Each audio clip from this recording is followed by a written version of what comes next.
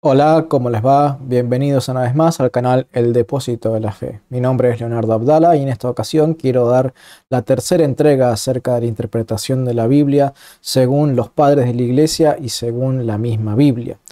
Vamos entonces en este video a contrastar lo que nos enseña la Biblia y algunos de los padres de la Iglesia respecto de un argumento que tienen los hermanos separados acerca de cómo interpretar la Biblia, porque según ellos es necesario el contexto de un pasaje para determinar si un pasaje es interpretado literalmente o alegóricamente.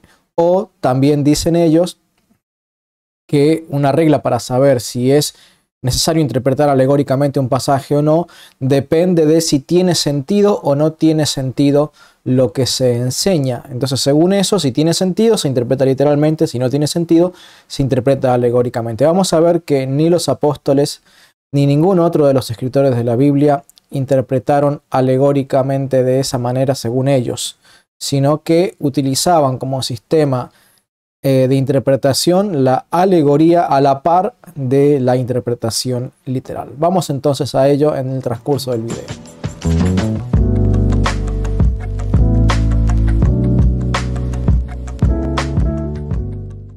Antes de continuar con el video, quisiera poder también dedicar un minutito a agradecer a aquellos hermanos que muy generosamente han colaborado conmigo, sabiendo de la situación difícil económica que hemos tenido que pasar aquí en la Argentina, y que me han colaborado para tratar de mejorar un poco el canal. Yo le quiero dar las gracias. Dios conoce sus corazones, Dios conoce el esfuerzo que ustedes han hecho, y realmente, aunque yo no conozco la magnitud, simplemente quiero decirles a todos ellos muchas gracias, porque hacen en parte que también sea posible el tiempo y esfuerzo que yo dedico a este canal. Que Dios le bendiga muy especialmente a ustedes también.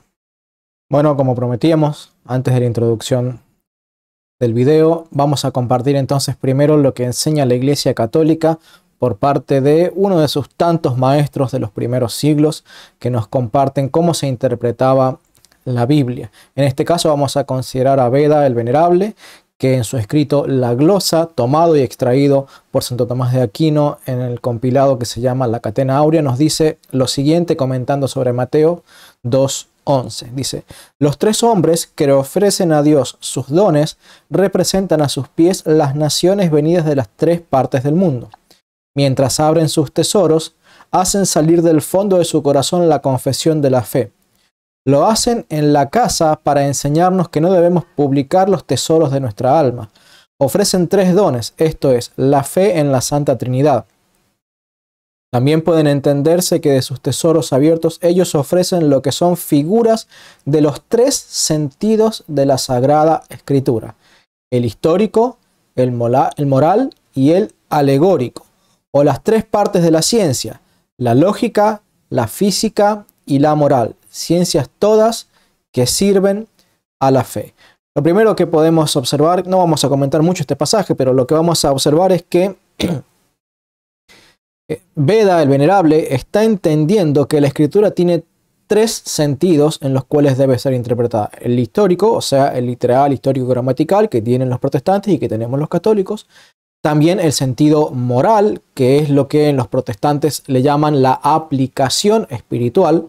En esto no hay diferencia entre católicos y protestantes. Ellos también entienden que la Biblia tiene un sentido moral y es la aplicación que debemos hacer del texto para nuestras vidas. Pero también dice Beda que debemos entender el sentido alegórico o el sentido espiritual, que también la Iglesia define, que se compone de varias clases o géneros o subgéneros de sentidos literarios. Pero aquí Beda nos está diciendo que él reconoce, como lo habíamos visto en el video anterior, que se los dejo acá a la miniatura, y les dejo acá también el link para que puedan ir a verlo. En los videos anteriores nosotros habíamos hablado de que los padres de la Iglesia de los primeros siglos ya confesaban que la Biblia tenía estos tres sentidos, o cuatro según como lo quieres clasificar, pero el sentido alegórico era parte integral del sistema de interpretación de la Biblia. Y vemos que, por ejemplo, Lucas capítulo 24 verso 27, si bien no menciona los textos, los sentidos literales o alegóricos de forma explícita, lo que nos está diciendo es: el Señor Jesucristo dice: y comenzando desde Moisés y siguiendo por todos los profetas, les declaraban en todas las escrituras lo que de él decían. Entendamos primero que aquí se está refiriendo al Antiguo Testamento. No estaba escrito el Nuevo Testamento cuando el Señor Jesucristo empieza a hablarle o a explicarles a sus discípulos todas las profecías que hablaban en el Antiguo Testamento acerca de él.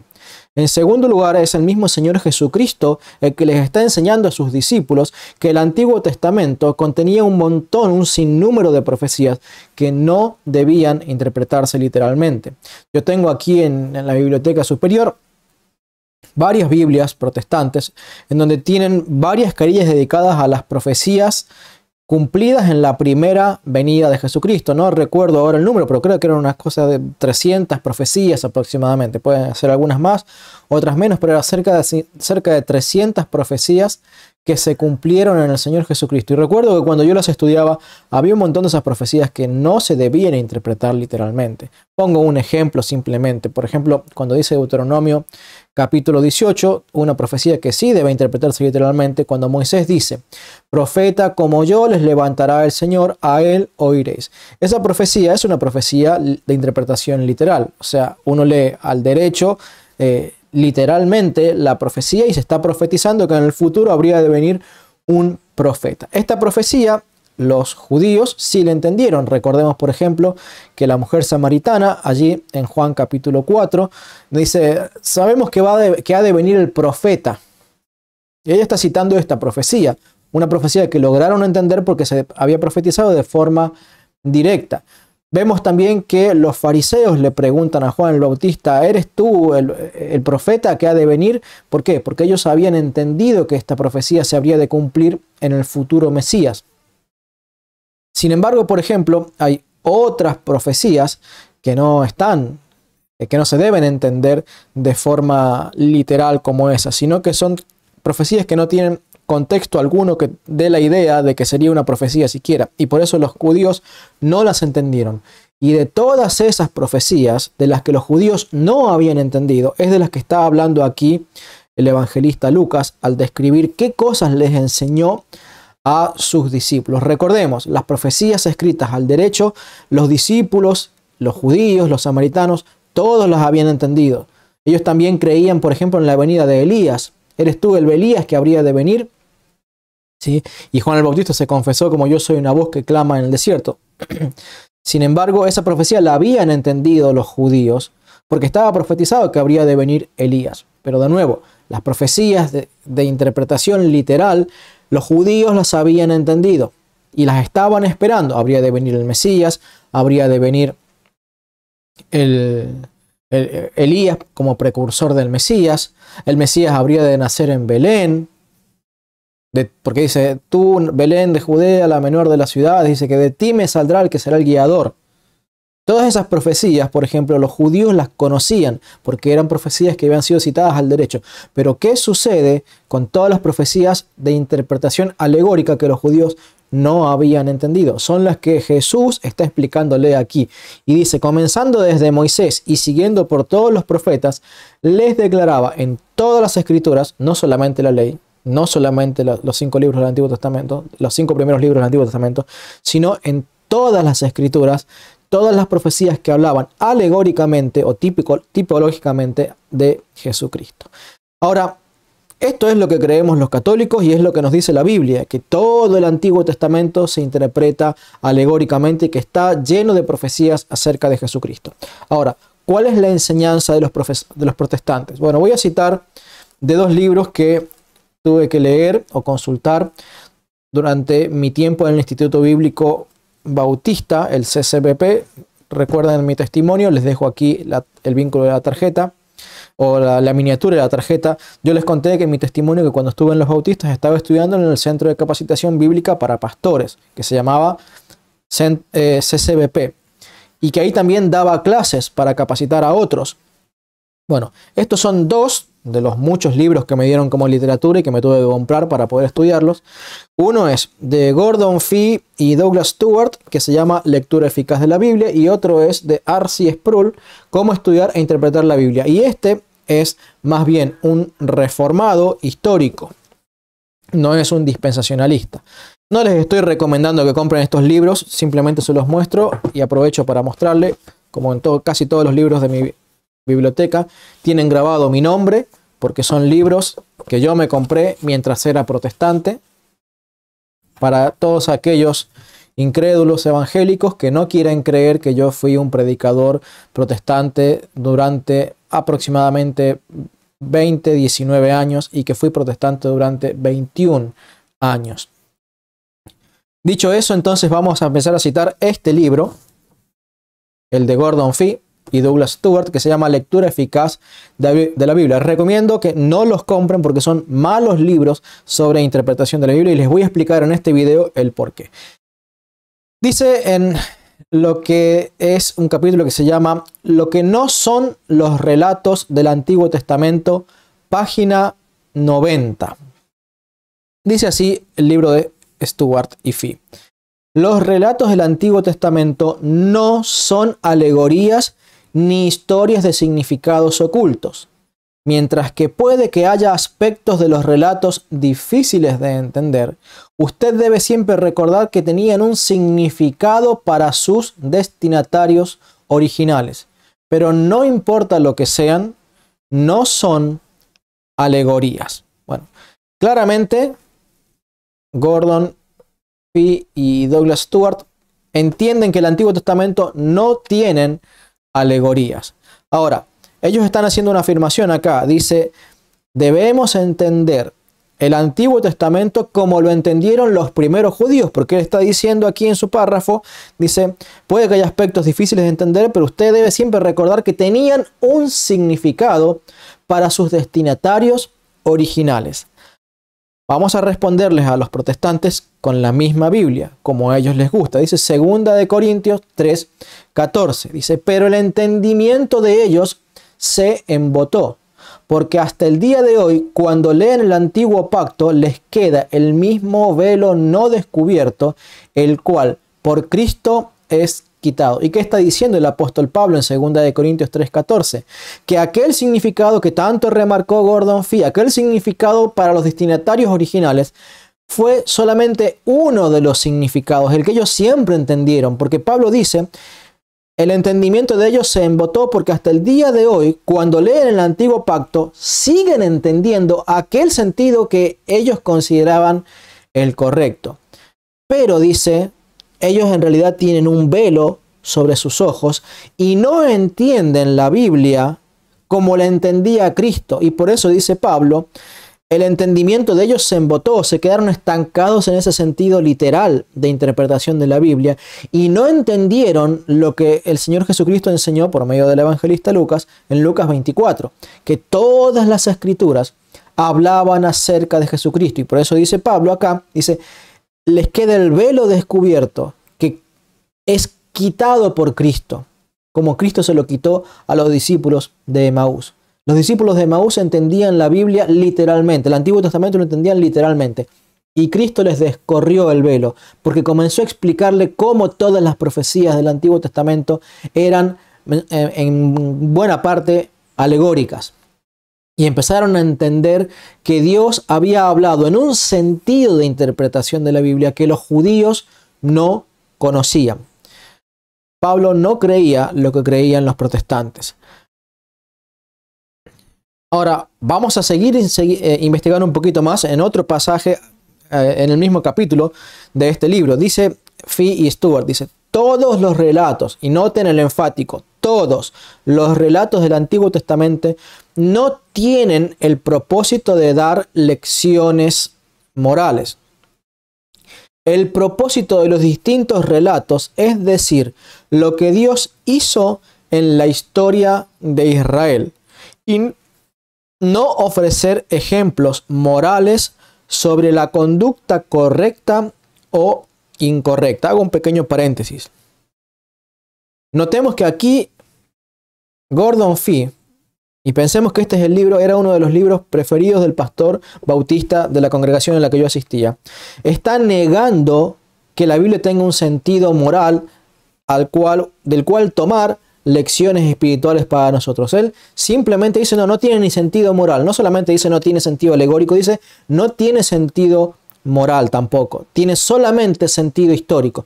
Y por eso dice, todos los relatos del Antiguo Testamento no tienen el propósito de dar lecciones morales. El propósito de los distintos relatos, es decir, lo que Dios hizo en la historia de Israel, no es de ofrecer ejemplos morales sobre la conducta correcta o incorrecta.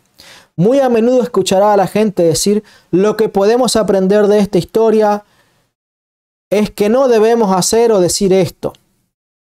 Ahora, Gordon Fee está equivocadísimo al negar que la Biblia tenga un sentido moral, porque miren lo que dice también el apóstol Pablo en 1 Corintios capítulo 10 verso 11, y recordemos lo siguiente: los corintios eran una iglesia extremadamente inmadura y pecaminosa, y con mucha insistencia, tanto en 1 Corintios como en 2 Corintios, Pablo les tiene que quitar de la cabeza a los corintios que la Biblia se debía interpretar literalmente, porque tenían grabado en la cabeza que la Biblia se entendía literalmente, y por eso eran tan pecaminosos y por eso eran tan desagradables en su conducta a Dios en muchos aspectos, como lo hacen los protestantes. Pero dice 1 Corintios 10, 11, y estas cosas les acontecieron como ejemplo. Lo vuelvo a repetir porque Gordon Fee y Douglas Stuart dicen: el propósito de los distintos relatos no es ofrecer ejemplos morales. Y Pablo dice exactamente lo contrario. Dice: estas cosas les acontecieron como ejemplo y están escritas para amonestarnos a nosotros, a quienes han alcanzado los fines de los siglos. Como está escrito: los ultrajes de los que te ultrajaban cayeron sobre mí.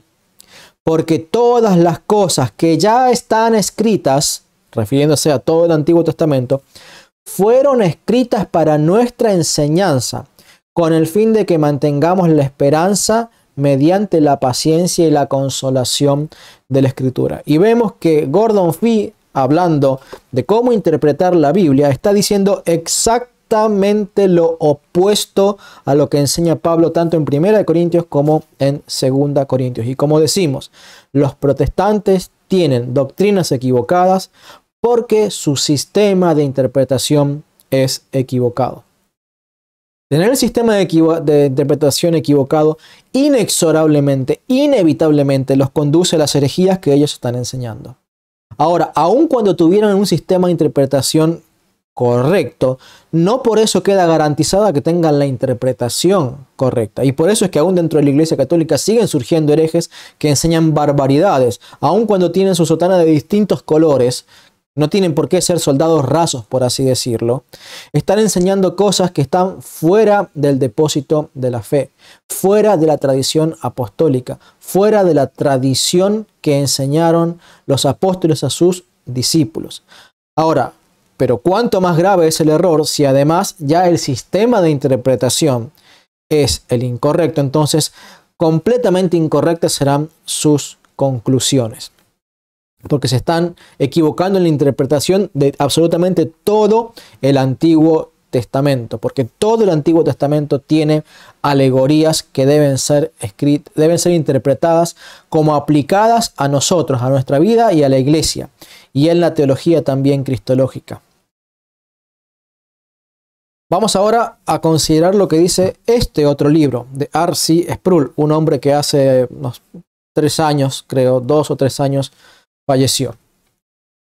Dice en su capítulo 3 sobre la hermenéutica, un capítulo que llama Hermenéutica, la ciencia de la interpretación, en el párrafo que se titula Interpretando la Biblia literalmente. Dice así: uno de los avances más importantes de la erudición bíblica durante la Reforma se ganó como resultado de la defensa militante de Lutero de la segunda regla de la hermenéutica. Esto es, la Biblia debe ser interpretada de acuerdo a su sentido literal. El término literal viene del latín litera, que significa letra.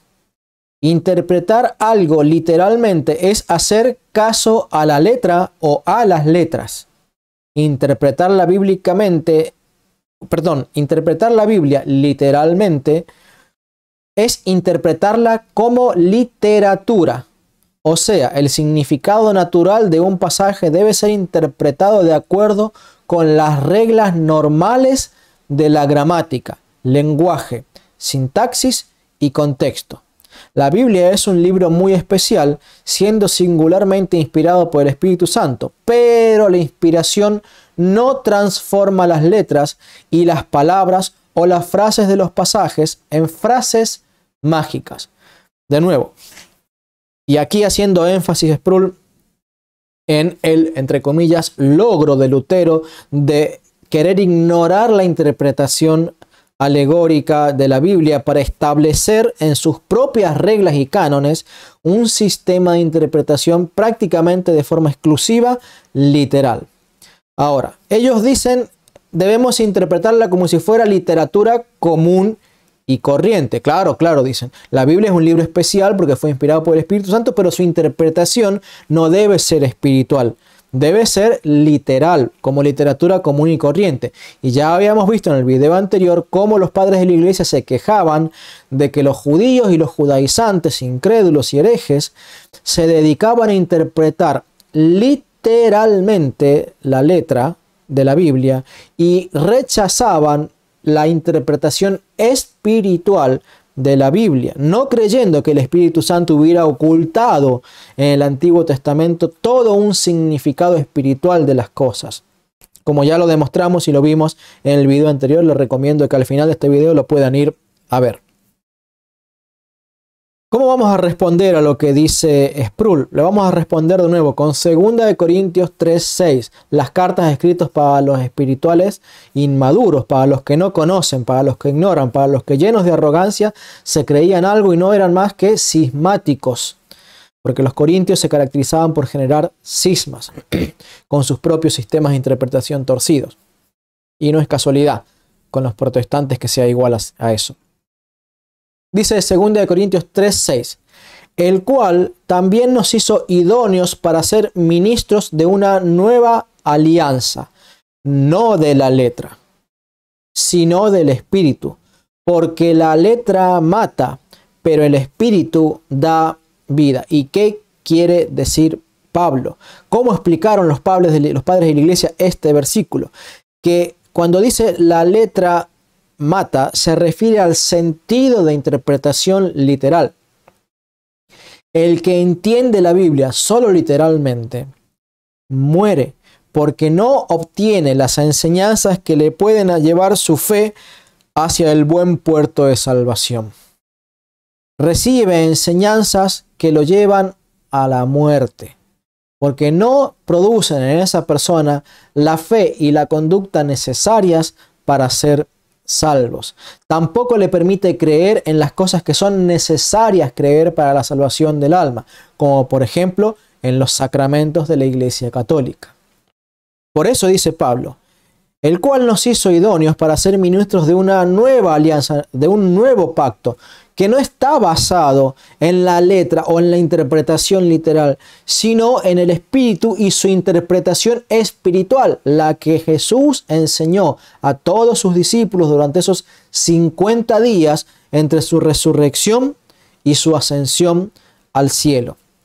Dice, no de la letra, sino del espíritu, porque la letra mata, pero el espíritu da vida. Una y otra vez, y les invito a todos a que puedan leer las cartas que Pablo les escribe a los corintios y vean que constantemente está atacando el sentido literal. No porque quiera destruir el sentido literal, sino porque quiere enfatizar que la Biblia tiene un sentido espiritual en el Antiguo Testamento que no era comprendido ni por los judíos ni por los judaizantes, y digo judaizantes a los primeros herejes de la Iglesia Católica, personas que estaban en un principio dentro de la iglesia, pero negando las grandes verdades de la iglesia y que luego se saldrían y se apartarían de la iglesia para dar lugar a otros herejes que surgirían después, herederos de los judaizantes llamados los docetas, que luego también serían expulsados de la iglesia por sus herejías, entre ellas la más destacada es el negar la transubstanciación, para que luego también surgieran otros herejes herederos de los docetas y los judaizantes, llamados los gnósticos, y todos estos surgidos durante el periodo apostólico, de manera que la refutación de estas herejías están en la misma Biblia y no a partir del siglo II como enseñan muchos de los protestantes. En la misma Biblia está la refutación a las herejías docetas, gnósticas y judaizantes. Aunque no tuvieron su apogeo estos herejes en el siglo I, sí tuvieron su comienzo, y los apóstoles y los discípulos de los apóstoles los combatieron con todo fervor, con los versículos con los que la Iglesia Católica combate con todo fervor a las mismas herejías enseñadas por los herejes contemporáneos. Dice otro párrafo de este libro dentro del mismo capítulo. Dice, el capítulo se llama La cuadriga medieval. La cuadriga, dice Sproul, era el método cuádruple de interpretación cuyas raíces comienzan con la historia de la Iglesia. Resalto eso. Comienzan con la historia de la Iglesia.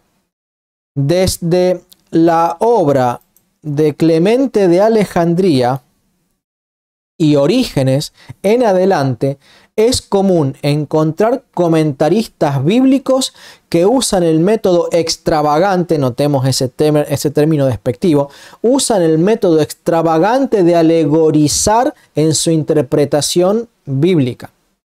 En la Edad Media, el método cuádruple fue establecido firmemente. Este método examinaba cada texto en busca de 4 significados: el literal, el moral, el alegórico y anagógico. Y les cito el Catecismo de la Iglesia Católica, el numeral 115 que les mencioné en el video anterior, que está en la lista de reproducción sobre interpretación de la Biblia, el cual confiesa esto mismo, que hay 2 sentidos de interpretación de la Biblia: el literal con sus subgéneros y el espiritual con sus subgéneros, que son el moral, el alegórico y el anagógico. El mismo Sproul intenta explicar con sus palabras qué se entiende por sentido literal, moral, alegórico y anagógico. Y él dice, en este mismo capítulo y en el mismo párrafo sobre la cuadriga medieval, dice: el sentido literal de la Escritura fue definido como el sentido sencillo y evidente. El sentido moral era aquel que enseñaba a los hombres cómo comportarse. El sentido alegórico revelaba el contenido de la fe, y el anagógico expresaba la esperanza futura. Así, por ejemplo, los pasajes que mencionan a Jerusalén eran susceptibles de tener 4 significados diferentes. El sentido literal se refería a la capital de Judea y el santuario central de la nación. El sentido moral de Jerusalén es el alma del hombre, el santuario central del hombre. El sentido alegórico es el de Jerusalén como representación de la iglesia o el centro de la comunidad cristiana. Y el sentido anagógico es el del cielo, la esperanza final de la residencia futura para los hijos de Dios.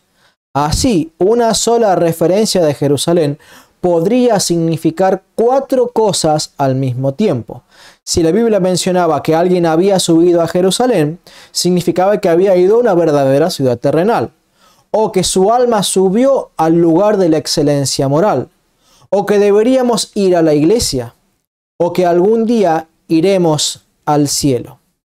Es sorprendente lo lejos que personas inteligentes pudieron llegar con un método tan raro de interpretación. Y notemos, qué bien que Sproul ha descrito el significado y la interpretación de cómo interpretar a Jerusalén en el Antiguo Testamento, pero de qué manera despectiva descalifica a los que interpretan de esa manera, confesando con sus propias palabras que este sentido de interpretación tiene sus raíces y orígenes en los principios de la historia de la iglesia.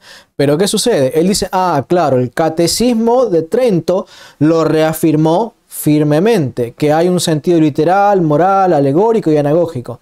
¿Y qué decía Beda? Voy a volver a las partes donde cité a Beda. Dice, los 3 sentidos de la Sagrada Escritura: el histórico, el moral y el alegórico. Y ya vamos a ver otro padre de la iglesia que confiesa que la Biblia también tiene un sentido anagógico. Los católicos creemos esto, lo que dice, por ejemplo, un místico de la época medieval en cuanto al significado cuádruple de la Biblia. Dice, la letra te enseña la historia, La alegoría te enseña qué has de creer. El sentido moral, qué has de hacer. Y la analogía, hacia dónde has de tender. Es decir, perdón, no la analogía, sino la anagogía, hacia dónde has de entender. Y aquí es de marcar la distancia que existe entre cómo interpreta un católico y cómo interpreta un protestante. Un protestante dice, bueno, el sentido literal nos enseña la historia, y en eso estamos de acuerdo tanto católicos como protestantes. Pero para un protestante, el sentido literal de la Biblia también nos enseña qué creer. Pero para un católico, el sentido alegórico de la Biblia nos enseña qué creer, no solamente el sentido literal. Yo les recuerdo lo que dije en el video anterior. Los libros de texto de la literatura protestante enseñan que de una parábola, de una alegoría, no se puede extraer doctrina. Y esto es exactamente lo contrario de lo que nos enseñan los padres de la Iglesia y la misma Biblia. Recordemos en el video anterior que yo les cité, por ejemplo, cómo de la ley que prohibía atar a un buey con un burro, un animal puro y un animal impuro, no se podían atar mediante un palo para que araran juntos. El apóstol Pablo estaba sacando enseñanza de que no debían trabajar juntos un creyente con un inconverso, que no debían asociarse, mucho menos en matrimonio. Y los padres de la iglesia decían algo similar respecto de los bueyes. Pablo decía lo mismo y los padres de la iglesia lo confirmaban respecto de no ponerle un bozal al buey que trilla. ¿Para qué? Porque de ahí estaba sacando la doctrina de que debía sustentar económicamente a los que trabajaban en la enseñanza de la iglesia. Entonces estaba enseñando, Pablo estaba enseñando doctrina moral de la iglesia y doctrina teológica u organizativa de la iglesia, litúrgica. ¿A partir de qué? De bueyes. Entonces la iglesia católica que interpreta correctamente la Biblia dice, no es como dicen los protestantes.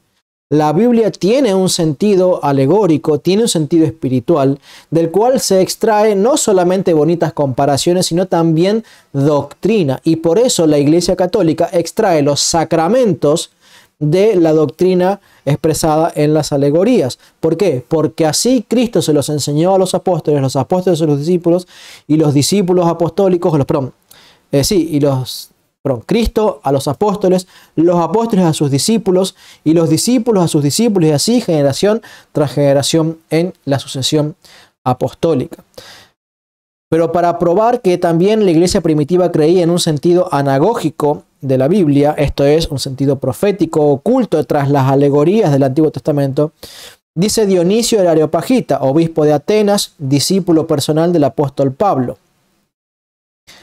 Dice Dionisio de Atenas, cuando escribe sobre la jerarquía celeste: invocando pues a Jesús, la luz del Padre, que es la luz verdadera que ilumina a todo hombre que viene a este mundo, por el cual hemos tenido acceso al Padre, origen de la luz, elevemos nuestra mirada en la medida posible a las luces que nos han otorgado el Padre en las Sagradas Escrituras, y consideremos, en cuanto somos capaces, las jerarquías de las inteligencias celestes que ellas nos revelan de modo simbólico y anagógico. ¿Qué quiere decir? Que la doctrina de la jerarquía de los ángeles en el cielo la interpretaban y la extraían a partir de la interpretación alegórica y anagógica del Antiguo Testamento. Por eso decimos, los libros de interpretación bíblica protestante no sirven, no los compren. ¿Por qué? Porque no enseñan la verdad. Y los que aprenden mal a interpretar la Biblia, inexorablemente, inevitablemente, terminan interpretando mal y enseñando las herejías que tan condenadas están por los apóstoles en el Nuevo Testamento. Pero ahora voy a dedicar la segunda parte del video para hacer una demostración todavía más profunda, mucho más concreta, de que la Biblia en el Nuevo Testamento interpreta alegóricamente al Antiguo Testamento con muchísima frecuencia. Y esto que les voy a mostrar ahora es un estudio que yo hice durante mi proceso de conversión al catolicismo, cuando yo empezaba a darme cuenta de estas realidades, de que el Antiguo Testamento debía interpretarse alegóricamente, y me di a la tarea de buscar, no digo que todas, pero un altísimo porcentaje de las profecías que yo en su momento conocía del Nuevo Testamento, y ver de qué manera citaban al Antiguo Testamento, y empecé a clasificarlas. Estas son alegóricas y estas son literales. Alegóricas y literales. Alegóricas y literales. Y me encontré con la sorpresa de que cerca del 50%, puede ser 40, puede ser 60, pero un porcentaje cercano al 50%, cerca del 50% de las veces que el Nuevo Testamento en los Evangelios citaba al Antiguo Testamento, lo hacía citando un pasaje de forma alegórica.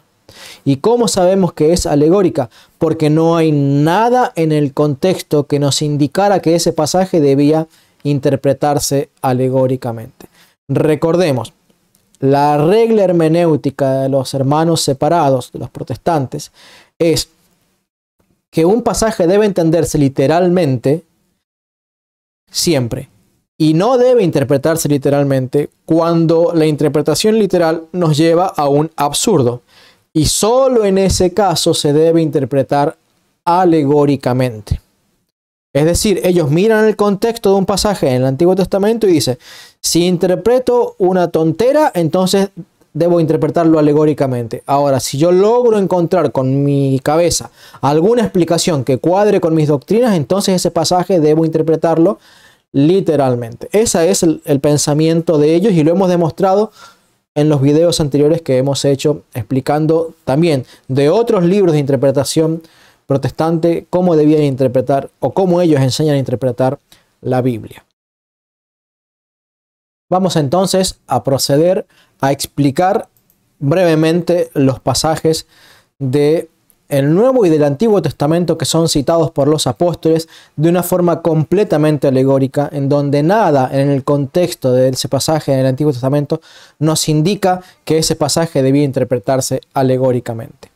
Dice, por ejemplo, y yo voy a ir secuencialmente leyendo los pasajes de los evangelios, mayormente tomando de Mateo, no porque el evangelio de Mateo sea el único, sino porque fue el primero que comencé a estudiar, y todas las demás citas paralelas no las voy a mencionar porque ustedes después pueden ir a la Biblia y buscar los pasajes paralelos de las citas que yo voy a mencionar ahora.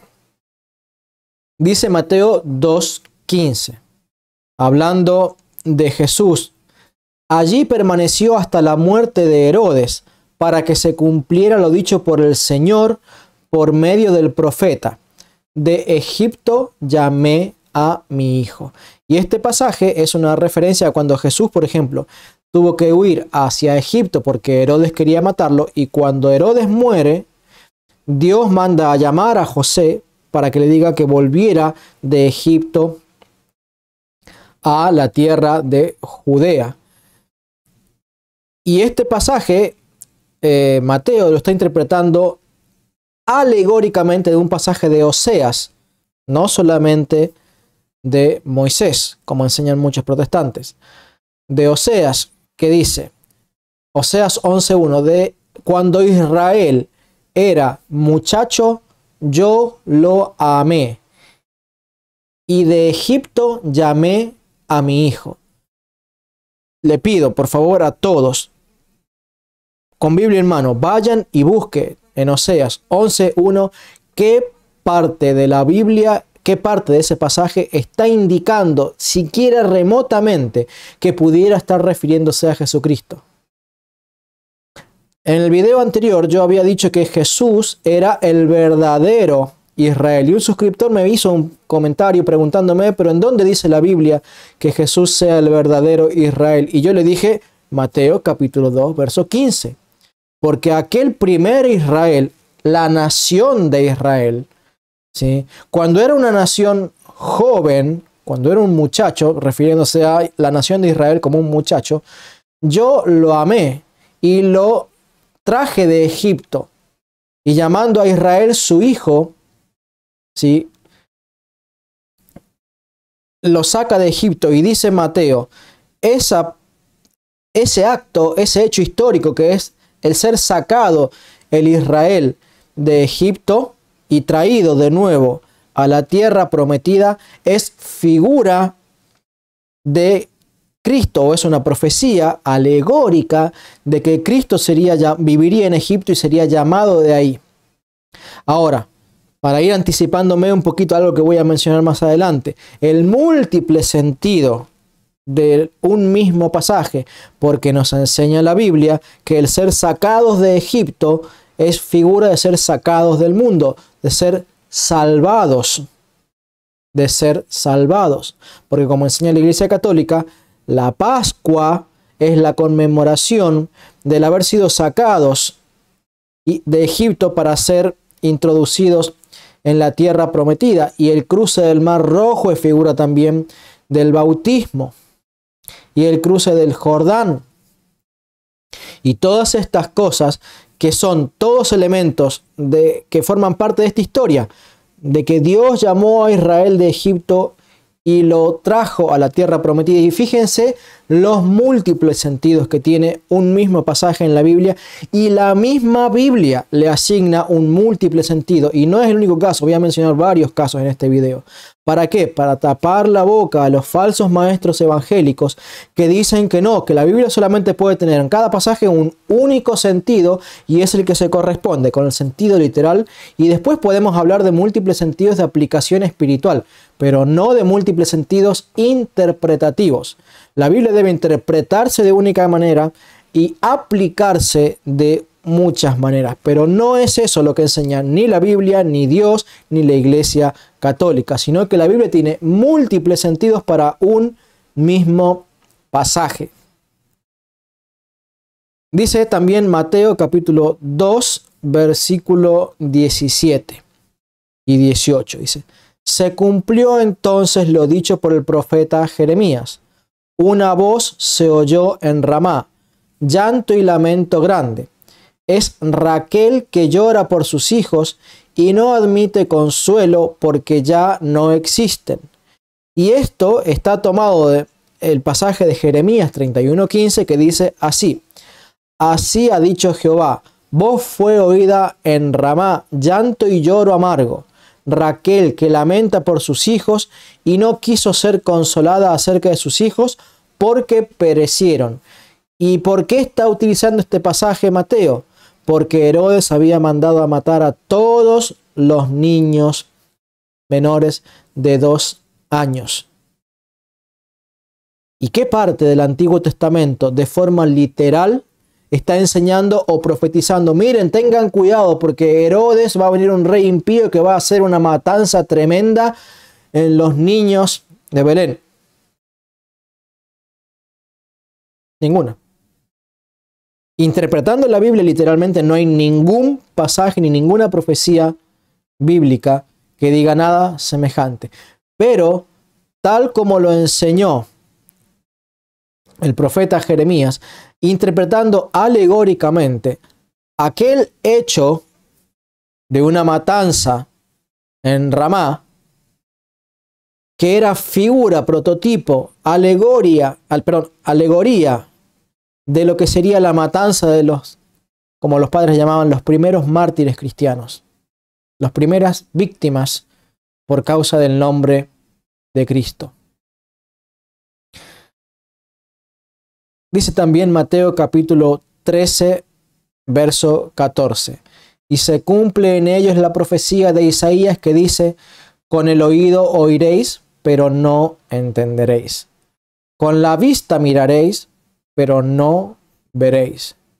Porque se ha embotado el corazón de este pueblo. Han hecho duros sus oídos y han cerrado sus ojos, no sea que vean con los ojos y oigan con los oídos y entiendan con el corazón y se conviertan y yo los sane. Ahora, los hermanos separados critican mucho a la Iglesia Católica porque dicen, no, porque miren lo que dice el Salmo 115, que de los ídolos y que los que creen en ídolos se hacen semejantes a ellos porque con los ojos ven y no tienen ojos y no ven, tienen oídos y no oyen. Ahora bien, ¿cómo interpreta el profeta Isaías, Dios y el apóstol Mateo, esto de oídas oiréis, pero no entenderéis, y veréis con los ojos, pero no veréis. ¿Cómo lo interpretan? ¿Quiénes son los verdaderos ciegos? ¿Quiénes son los verdaderos sordos? Los que interpretan la Biblia de forma exclusivamente literal, porque ese pasaje que está hablando allí en Mateo capítulo 13 es en un contexto en donde las enseñanzas del Señor Jesucristo, que como ya hemos visto en el video anterior, se caracterizaban por ser alegóricas, ¿ok? Recordemos que la misma Biblia dice que el Señor Jesucristo enseñaba casi todas sus enseñanzas en alegorías y nada les enseñaba al pueblo sino era por parábolas y alegorías. Esas enseñanzas son las que no entendía el pueblo judío, porque Jesús enseñaba alegóricamente y el pueblo judío, dice, no entendía. Entonces Dios, Jeremías proféticamente y Mateo mostrando el cumplimiento de esa profecía, dice, el que pretende entender la Biblia literalmente y no entiende el significado alegórico y espiritual de la Biblia, ese es el ciego que no ve, que tiene ojos y no ve. Ese es el sordo que escucha y no escucha, escucha y no oye. Ese es el verdadero ídolo mudo, ciego y sordo. Ese es el verdadero inconverso, que teniendo la Biblia y viendo que los profetas y los apóstoles y los padres de la iglesia, todos ellos entienden la Biblia, no solamente literalmente, sino también alegóricamente, los protestantes no quieren creer, ven y no ven, escuchan y no oyen. Y su entendimiento, dice el apóstol Pablo, está embotado, al igual que el de los judíos, en un sistema de interpretación que mata, que los lleva hacia la muerte, porque no quieren creer en los sacramentos que ofrece la Iglesia Católica y la necesidad que hay de la Iglesia Católica para ser salvos. Porque sin la Iglesia que ofrece los sacramentos, no hay sacramentos.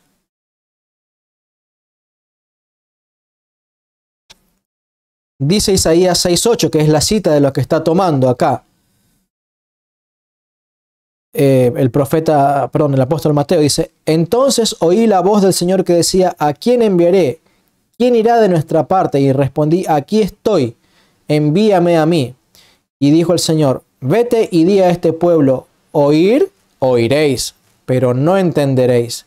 Ver, veréis, pero no conoceréis. Embota el corazón de este pueblo, dice 6:10 de Isaías. Endurece sus oídos. Ciega sus ojos, no sea que vea con sus ojos, oiga con sus oídos, entienda con su corazón y se convierta y sea sanado. No, el pueblo de los protestantes, al igual que el pueblo judío, al tener embotado el entendimiento y no poder comprender la necesidad de los sacramentos de la Iglesia Católica, son incircuncisos, inconversos. No han sido convertidos. No han sido sanados. Tienen sus oídos duros, sus ojos vendados. ¿Por qué? Porque no quieren creer lo que Cristo, los apóstoles y los discípulos apostólicos enseñaron. Y la misma Biblia enseña que la Biblia debe interpretarse alegóricamente en el Antiguo Testamento y no solamente literalmente. Dice Mateo 22:43. Él les dice, entonces, ¿cómo David, movido por el Espíritu, le llama Señor al decir, dijo el Señor a mi Señor, siéntate a mi derecha hasta que ponga a tus enemigos bajo tus pies? Y esto es una cita del Salmo 110, verso 1. Un salmo de David dice, oráculo del Señor a mi Señor. Siéntate a mi derecha hasta que ponga a tus enemigos como estrado de tus pies. Hago una pequeña pausa. De todos estos versículos que hemos venido citando, ¿cuál de ellos carece de sentido interpretándolo literalmente como para que digamos, bueno, hay que interpretarlo alegóricamente porque no, esto Interpretado literalmente no tiene sentido. Entonces ahora sí tenemos permiso, dicen los protestantes, tenemos permiso para interpretarlo alegóricamente. Ninguno de esos pasajes, ni estos que han pasado, ni los que voy a mencionar a continuación. El contexto de estos pasajes del Antiguo Testamento no les indicaba de forma alguna que ese pasaje era una profecía del Nuevo Testamento. Vino Cristo y al empezar a explicar el Antiguo Testamento alegóricamente, empezó a mostrarles a sus discípulos que debían entenderlo de esa manera. Pero el contexto de esos pasajes, literalmente hablando, de ninguna manera les indicaba que había una interpretación oculta y espiritual. Porque justamente lo que Dios escondió, lo escondió para esconderlo del diablo y de los ciegos y de los sordos, y revelárselos a los que tienen un corazón más dócil y más humilde y le creyeron a Dios, a su Hijo Jesucristo y a los apóstoles y a sus discípulos. Dice también Mateo capítulo 24, verso 37. Lo mismo que en los días de Noé, así será la venida del Hijo del Hombre. Pues como en los días que precedieron al diluvio, comían y bebían, tomaban mujer o marido hasta que el mismo día entró Noé en el arca, hasta el día mismo en que entró Noé en el arca, y no se dieron cuenta sino cuando llegó el diluvio y los arrebató a todos, así también será la venida del Hijo del Hombre. No voy a leer todo el pasaje del Antiguo Testamento, pero creo que es conocida la historia del diluvio y el relato de Noé ingresando al arca y cómo la mano de Dios cerró la puerta del arca y nadie más pudo entrar al arca. Ahora Jesús está interpretando alegóricamente todo ese acto, porque está diciendo todo ese acto, todo ese hecho es una profecía alegórica de la segunda venida de Jesucristo. Y las reglas interpretativas enseñadas por estos libros y otros de que el contexto del Antiguo Testamento nos va a determinar si debemos interpretar o no alegóricamente. Eso es falso. Y esto que enseñan también estos libros de que el Antiguo Testamento no fue escrito de forma alegórica, no tiene enseñanzas alegóricas, no tiene enseñanzas morales, también está equivocado. Y esta enseñanza de que la Biblia, la Biblia tiene un solo sentido interpretativo, también es falso, porque si ustedes se ponen a pensar, el diluvio y el arca de Noé también fue interpretada alegóricamente por Pedro cuando dijo, en el arca entraron 8 personas y fueron salvadas por agua. Ahora, el bautismo que se corresponde a ese bautismo, a ese diluvio, ahora es el que nos salva. ¿Y qué está diciendo el apóstol Pedro, inspirado por el Espíritu Santo?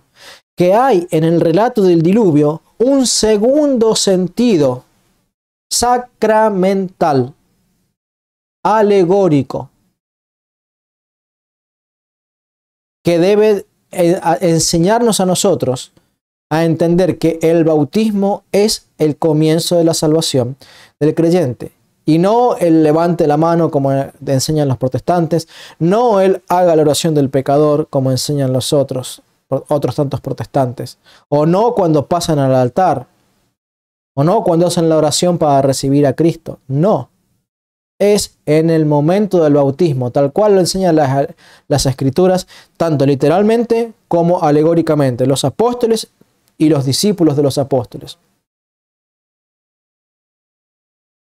El pasaje del diluvio tiene un múltiple sentido interpretativo. Cuádruple. El histórico, nadie lo duda. El moral, acerca de cómo Dios castiga a los perversos y salva a los justos, aun cuando estos sean pocos. El alegórico, tomado por Pedro para hablar de el diluvio, salvando a 8 personas al pasar por el agua, como una figura del bautismo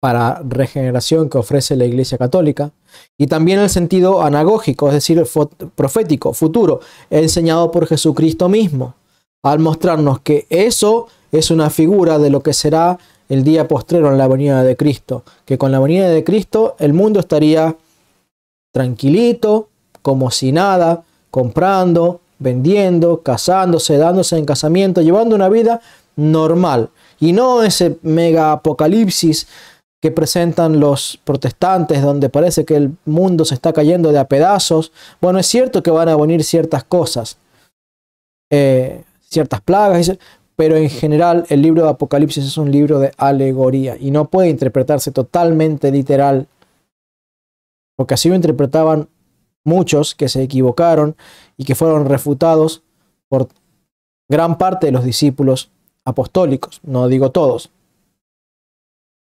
Entonces, el Antiguo Testamento, el Nuevo Testamento, especialmente ciertos pasajes, como por ejemplo los Evangelios, probablemente algunas porciones también de Apocalipsis y de Hechos, son susceptibles de interpretación alegórica. No así las epístolas de los apóstoles o de los discípulos apostólicos, que tienen en general un sentido literal casi exclusivamente. Pero el resto de la escritura es susceptible y propensa a tener este múltiple sentido interpretativo. Mateo 26:15 dice: a decirles, ¿qué me queréis dar a cambio de que os lo entregue? Ellos le ofrecieron 30 monedas de plata. Ahora, los apóstoles, los discípulos de los apóstoles y aún los mismos protestantes saben que esto es una profecía citada por Zacarías. ¿Se acuerdan que yo les comenté que como protestante tenía en mi Biblia de estudio toda una serie de un montón de profecías que hablaban acerca de cómo Cristo estaba profetizado en el Antiguo Testamento? Bueno, esta profecía es una de las tantas profecías alegóricas que los protestantes reconocen. Dice Zacarías 11:12: y yo les dije, si os parece bien, dadme mi paga, y si no, dejadlo. Ellos pesaron mi paga 30 siclos de plata. Me dijo el Señor: echa en el tesoro el valioso precio con que he sido tasado por ellos. Tomé los 30 siclos de plata y los eché en el tesoro del templo del Señor. Ahora, vamos al Antiguo Testamento, vamos a Zacarías. Les invito a ir. ¿Qué parte del contexto de ese versículo les indica que está hablando de Jesucristo? ¿Qué parte de ese relato carece completamente de sentido como para decir, ahora porque carece de sentido tenemos permiso para interpretarlo alegóricamente? No, señor. Los apóstoles y sus discípulos no le pedían ni permiso en el Nuevo Testamento para interpretar alegóricamente, ni andaba buscando cosas que carecieran de sentido para entonces asignarle un sentido alegórico, ni andaban buscando en el contexto a ver en dónde el contexto daba indicios de que eso debería entenderse alegóricamente. No, señor.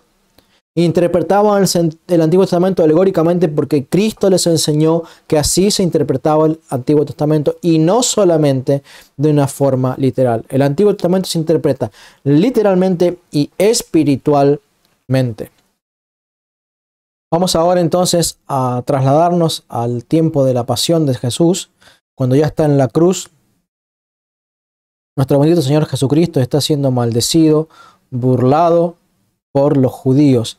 Dice Mateo 27:43: confió en Dios que le salve ahora si le quiere de verdad, porque dijo, soy hijo de Dios. Y es interesante que estas frases no están en las Biblias protestantes marcadas como una cita del Antiguo Testamento, pero sí está marcado como una cita del Antiguo Testamento en las Biblias católicas. ¿Por qué? Porque esto es una cita y una referencia a el libro de Sabiduría, capítulo 2, versículo 18, una profecía hermosísima, probablemente junto a la de Isaías 53, de las profecías más conmovedoras y hermosas del Antiguo Testamento.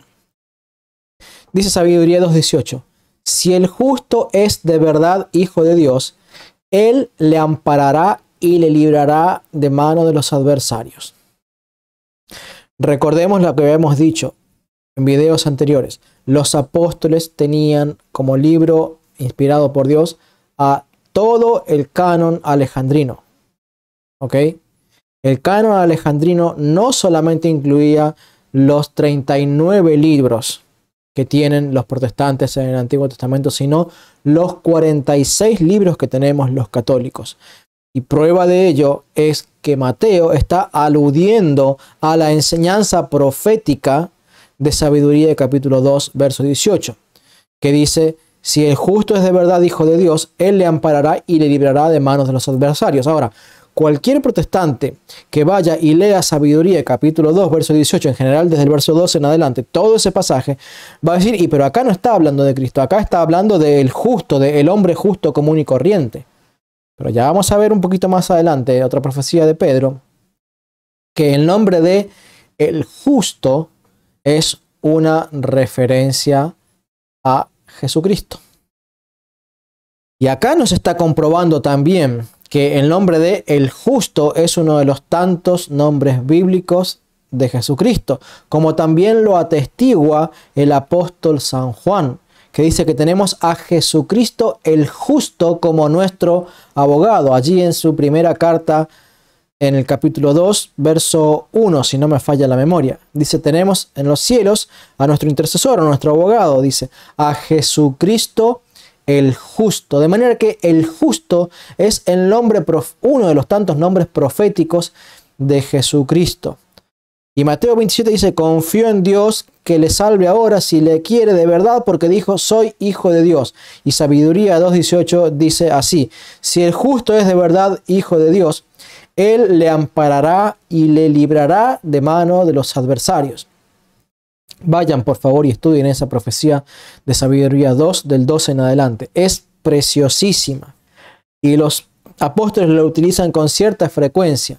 Y es por causa de esa profecía y otras tantas que también están en los deuterocanónicos que los judíos decidieron excluir en Jamnia, en su concilio, a los libros deuterocanónicos y formar su canon aparte, el canon corto, que después luego siguieron los más acérrimos judaizantes enemigos de la iglesia. Mientras que los judíos de la dispersión y la iglesia seguían reconociendo, tal cual lo hizo Cristo y los apóstoles, a todo el canon alejandrino como el canon inspirado por Dios.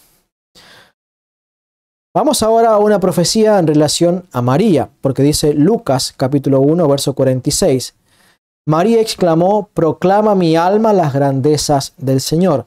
Y esto es el cumplimiento profético, o mejor dicho, el cumplimiento profetizado en la alegoría representada por Ana y el nacimiento de Samuel el profeta.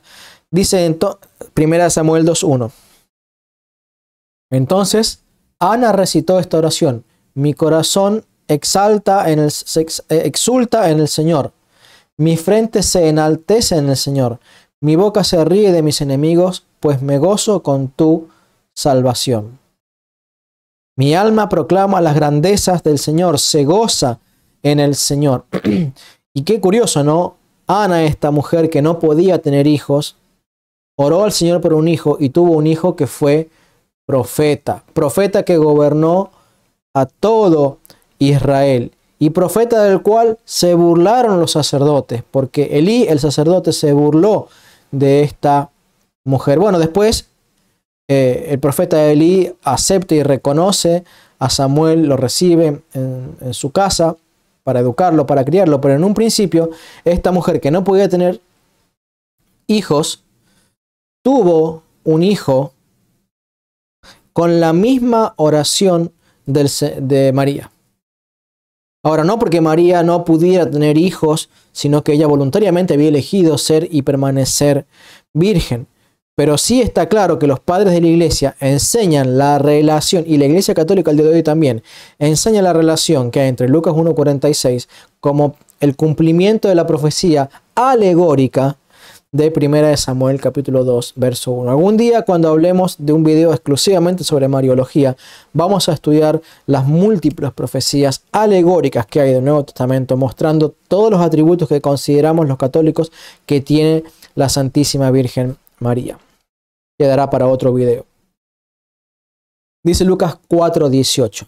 El Espíritu del Señor está sobre mí, por lo cual me ha ungido para evangelizar a los pobres. Me ha enviado para anunciar la redención a los cautivos y devolver la vista a los ciegos y para poner en libertad a los oprimidos y para promulgar el año de gracia del Señor. Y enrollando el libro se lo devolvió al ministro y se sentó. Todos en la sinagoga tenían los ojos fijos en él y comenzó a decirles: hoy se ha cumplido esta escritura que acabáis de oír. Y esta profecía ningún judío la había entendido como aplicada a Cristo. Dice, esta profecía, esta escritura se acaba de cumplir delante de ustedes. Y es una cita de Isaías 61:1 que dice: el Espíritu del Señor Dios está sobre mí, porque el Señor me ha ungido, me ha enviado para llevar la buena nueva a los pobres y vendar los corazones rotos, anunciar la redención de los cautivos y a los prisioneros la libertad. ¿Y de quién está hablando Isaías? Claro, la verdadera intención es hablar del Mesías futuro. Pero Isaías está hablando sobre sí en un primer lugar. Históricamente hablando, está hablando de sí mismo. Pero alegóricamente, anagógicamente, espiritualmente, está hablando de Cristo. Dice Juan, capítulo 3, verso 14. Igual que Moisés levantó la serpiente en el desierto, así debe ser levantado el Hijo del Hombre. Y esto es una cita de Números 21:19, cuando dice: Moisés hizo una serpiente de bronce y la puso sobre un mástil. Y si alguien había sido mordido por una serpiente, miraba fijamente la serpiente de bronce y vivía. ¿Y qué era esa serpiente de bronce? Una serpiente, entre comillas, crucificada. Era alguien que estaba representando la maldición colgada de un madero. Porque Pablo, no nos olvidemos, dice que maldito es aquel que es colgado en un madero. Y no hay mayor símbolo de maldición en la Biblia que el madero del patíbulo, por así decirlo, el madero de la horca, como era inicialmente, o el madero de la crucifixión, luego aplicado por los romanos, y la misma serpiente que recibió la maldición. Ahora bien, Jesús dice: así como aquel Moisés levantó la serpiente y quien miraba a la serpiente era salvo, así Cristo tiene que ser levantado en la cruz, ser hecho maldición y los que miren a Cristo, los que crean en Cristo, serán salvados. Dice: si alguno es mordido por el pecado, porque eso es lo que representa la serpiente, si alguno es mordido por el pecado, vaya y acuda a Cristo. También dice Juan capítulo 13, verso 18. No lo digo por todos vosotros, ya que sé a quienes elegí, sino para que se cumpla la escritura. El que come mi pan levantó contra mí su talón. Y dice el Salmo 41:10, incluso mi amigo, en quien yo confiaba, el que compartía mi pan, ha levantado contra mí el calcañar, o el pie, o el talón.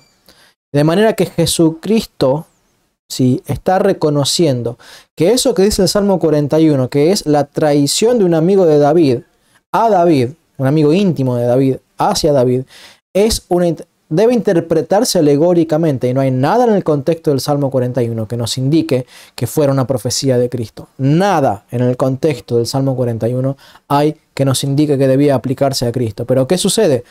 Cristo les estaba enseñando a los apóstoles, y ya no solamente es Juan, pero no solamente es Mateo, sino Juan el que también está diciendo esto, aunque no haya nada en el contexto del Antiguo Testamento que nos dé un indicio que ese pasaje debe interpretarse alegóricamente.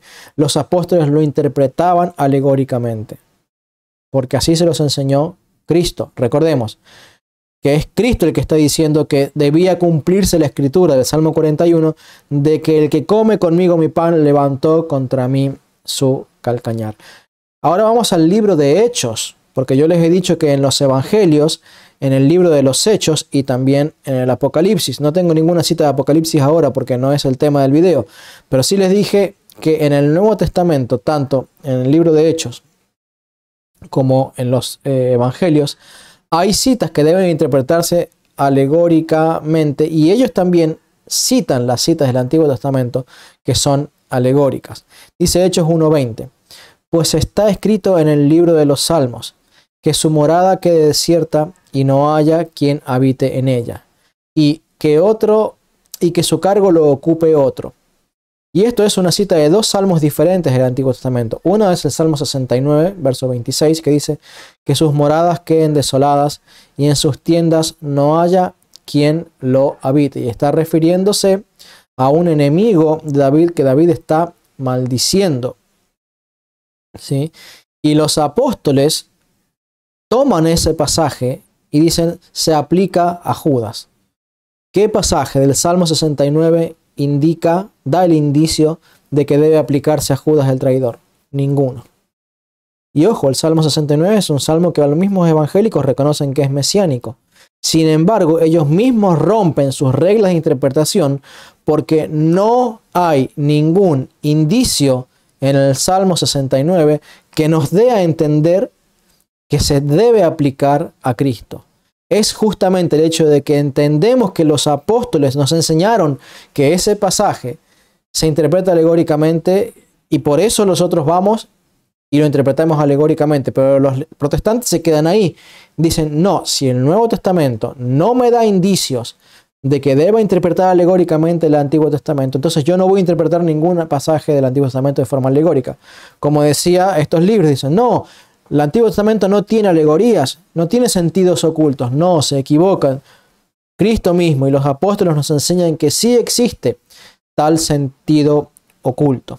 Ahora, respecto de que su cargo lo ocupe otro, eso es una cita del Salmo 109, verso 8, dice que sus días sean pocos y que otro ocupe su puesto. Y que estás profetizando este pasaje de dos cosas, que Judas moriría joven de una forma prematura y que otro tendría que encargarse de su puesto. Entonces, ¿qué hicieron los apóstoles? Designaron a un sucesor apostólico. Pequeña decisión tomada en la interpretación alegórica. Para los protestantes, que dicen que de las parábolas y de las alegorías no se saca doctrina. Bueno, los apóstoles eligieron un nuevo apóstol, no por una revelación directa del Espíritu Santo, sino por interpretar alegóricamente el Antiguo Testamento. Definitivamente la doctrina protestante no puede llevarlos a buen puerto, siendo que no tienen el correcto sistema de interpretación y mucho menos sus falsos maestros enseñan cosas falsas completamente contrarias a las que enseña la Biblia y la tradición apostólica. Dice también Hechos capítulo 2, verso 25 al 28. Dice, en efecto, David dice de él, tenía siempre presente al Señor ante mis ojos, porque está a mi derecha para que yo no vacile. Cita del Salmo 16, que dice, tengo siempre presente al Señor, con él a mi derecha no vacilaré. Y nuevamente, nada en los salmos que estamos citando indica que deba interpretarse alegóricamente, pero los apóstoles sí lo hacían. Sí lo hacían. Hechos 3:14 dice, vosotros negasteis al santo y al justo y pediste que os indultaran a un homicida. Y aquí de nuevo, Sabiduría capítulo 2, versos 12 al 20. La profecía acerca de el justo, que se las voy a leer en parte. Dice el versículo 2:12 de Sabiduría. Preparemos trampas para el justo, pues nos es molesto. Se opone a nuestros actos, nos echa en cara pecados contra la ley, nos denuncia de faltas contra la educación que recibimos. Dice el versículo 13, declara que conoce a Dios y se llama a sí mismo Hijo de Dios. Sabiduría 2:18, si el justo es de verdad Hijo de Dios, Él le amparará y le librará de manos de los adversarios. Y Pedro está tomando esta profecía acerca de cómo el pueblo habría de prepararle trampas para matar al justo. Aquel justo que se proclamaba hijo de Dios y que decía tener a Dios por Padre, o sea, a Jesucristo. Y dice Pedro, dice, vosotros negasteis al santo y al justo. Y notemos que santo es uno de los tantos nombres que sí reconocen los protestantes que tiene Jesucristo. Pero también le llaman el justo porque sabiduría le llama el justo. Y pasamos a Hechos 13:33. Dios la ha cumplido Dios en nosotros, nuestros hijos, al resucitar a Jesús, como estaba escrito en el Salmo 2. Tú eres mi hijo y yo te he engendrado hoy. Y dice el Salmo 2:7, proclamaré el derecho del Señor. Él me ha dicho, tú eres mi hijo y yo te he engendrado hoy. Y esto es interesante, porque es otro de los tantos ejemplos en donde un mismo pasaje del Antiguo Testamento se aplica para diferentes doctrinas. Por ejemplo, aquí Pedro lo usa para decir que Jesucristo estaba profetizado que resucitaría. Dice, tú eres mi hijo hoy, yo te he dado vida, te he engendrado hoy. Y Pedro dice, inspirado por el Espíritu Santo, esto es una profecía de la resurrección de Jesucristo. Pero también vamos al libro de Hebreos y es el apóstol Pablo el que cita este pasaje de yo te he engendrado hoy para hacer referencia a la deidad de Cristo.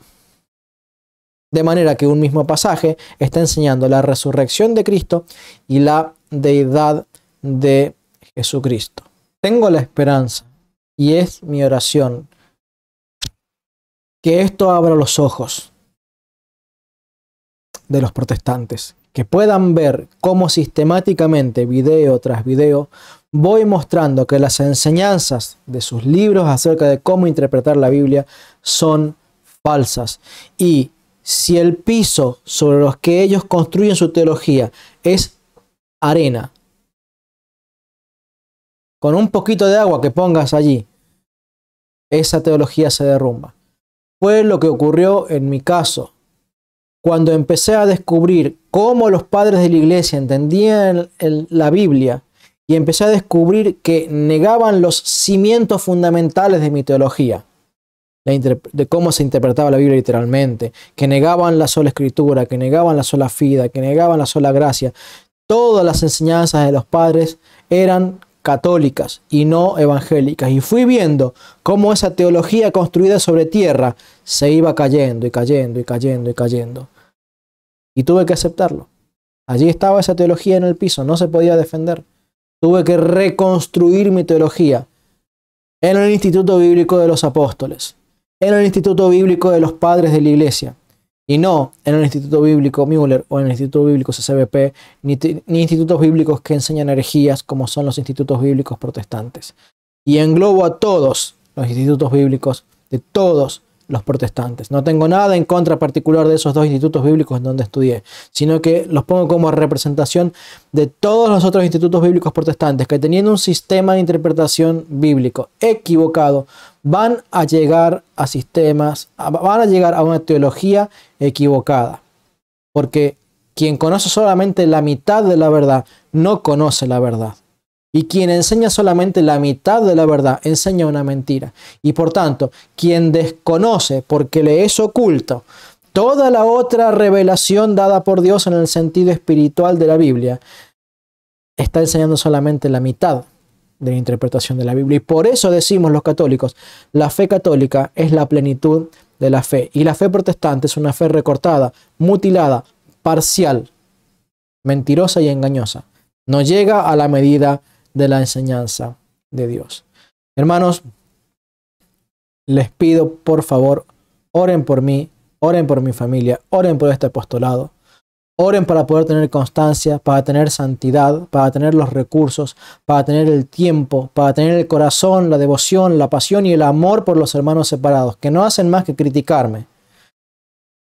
Pero uno hace estas cosas para salvarlos a ellos también. Como Pablo, que sentía gran dolor por sus antiguos correligionarios, porque él se sentía orgulloso de haber sido perteneciente de los fariseos, hasta que descubrió que la secta farisea, seguidora de la letra y no del espíritu, lo estaba matando y que no le estaba dando a esa religión la vida espiritual que le daba la religión católica, la religión cristiana. Y empezó a sentir una gran angustia por salvar a los protestantes. Y por eso dedicó durante años, por salvar a los judíos. Y por eso dedicó durante años su primer intento, su primer esfuerzo, primero en las sinagogas, para tratar de salvar a los judíos. Y así estoy tratando de hacer yo. Primero a los hermanos separados. Aunque instruyo a los católicos que están ahí dubitativos, que pensando que es lo mismo ser católico que ser protestante, que todas las religiones nos llevan a Dios. No, señor. Está la verdadera religión. Ya algún día vamos a hacer un video acerca de la verdadera religión y la falsa religión. Y los protestantes son las, como plural, las falsas religiones de Babilonia. Y la Iglesia Católica es la verdadera religión fundada por Cristo y el cimiento apostólico de la doctrina enseñada por Cristo. Me despido. Hasta el próximo encuentro. Espero que este video sea de mucha bendición. Por favor, dale like, suscríbete al canal y compartí el video todo lo que puedas en tus redes sociales. Que Dios te bendiga. Viva Cristo Rey. Viva la Iglesia Católica.